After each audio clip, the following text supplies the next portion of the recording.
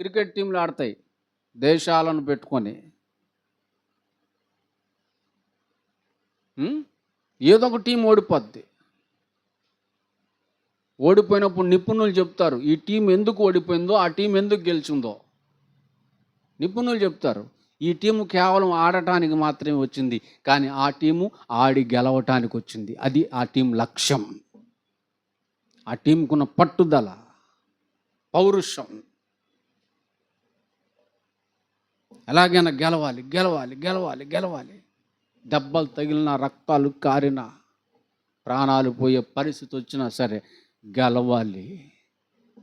ఒక ఆర్మీ మ్యాన్ను చూడండి,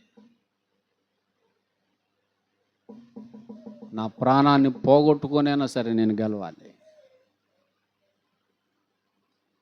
ఏమండి, అటువంటి లక్ష్యం ఉండాలా, అటువంటి తపన ఉండాలి, అటువంటి వ్యక్తిగత కోరిక ఉండాలి ప్రియులారా. మామూలుగా ఆడటానికి రాకూడదు, మనం ఆడి గెలవాలి, పోరాడాలి. అప్పుడు సులువుగా చిక్కులు పెట్టు పాపాలను ఏం చేస్తావు? గెలుస్తావు గెలుస్తావు గెలుస్తావు. ఎప్పుడు కూడా నా ముఖం నేనేం గెలుస్తానులే ఇట్లా ఫిక్స్ అవ్వకూడదు. ఎప్పుడు నా ముఖం ఏం ఆడతానులే, అమ్మో వాళ్ళనేమి డామినేట్ చేస్తానులే, అమ్మో దీన్నేమి డామినేట్ చేస్తానులే, ఇలా ఎప్పుడు ఫిక్స్ అవ్వకూడదు. నా వల్ల కాదు అనే దానిని ఈ 2025లో గెలవాలి. ముందు దాన్ని గెలవండి. ఏంటది? నా వల్ల కాదు, నా ముఖం నా చేత ఏమైద్ది, ముందు దాన్ని గెలు. నిన్ను కృంగదీసే విషయం అది, దాన్ని గెలు ముందు. చిన్న శోధన వస్తే తోటకూర కాడ వంగినట్టు వంగిపోతావు, కుమిలిపోతావు, నలిగిపోతావు, విరిగిపోతావు. ఫోన్లు చేసి మా ప్రాణాలు తెస్తావు.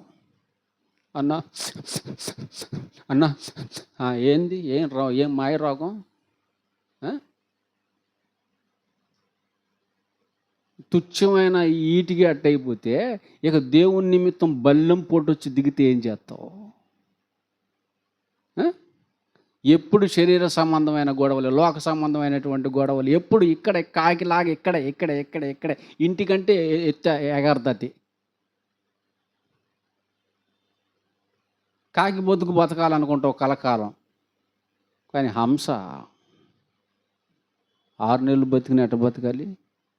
టీవీగా, దర్జాగా, జయశీలిగా. ఆత్మీయ తండ్రి ఎవరు? జయశాలి. మరి మనం ఎవరు? అది యూనివర్సల్ లయన్. మరి మనం ఎవరు అంటే అట్ట? సింహగర్జన. ప్రపంచ మేధావులారా, ఖబర్దార్. ఆయన కడుపును పుట్టి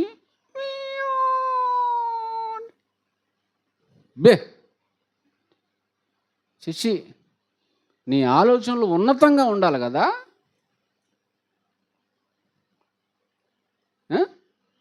కనుక ఈ కోరికతో బతకండి, ఈ కోరికతో బతకండి.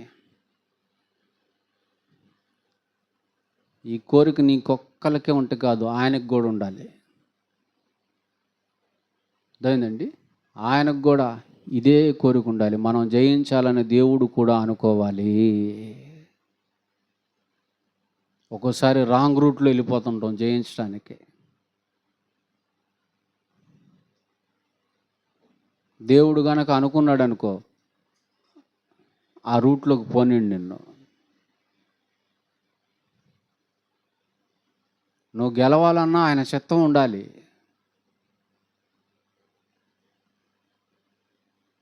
ఆయన అనుకోవాలి, ఆయన సహాయం ఉండాలి నీకు. ఆయన కృపచేతని నేను బలవంతుడిని అంటున్నాడు కదా. ఆయన సహాయం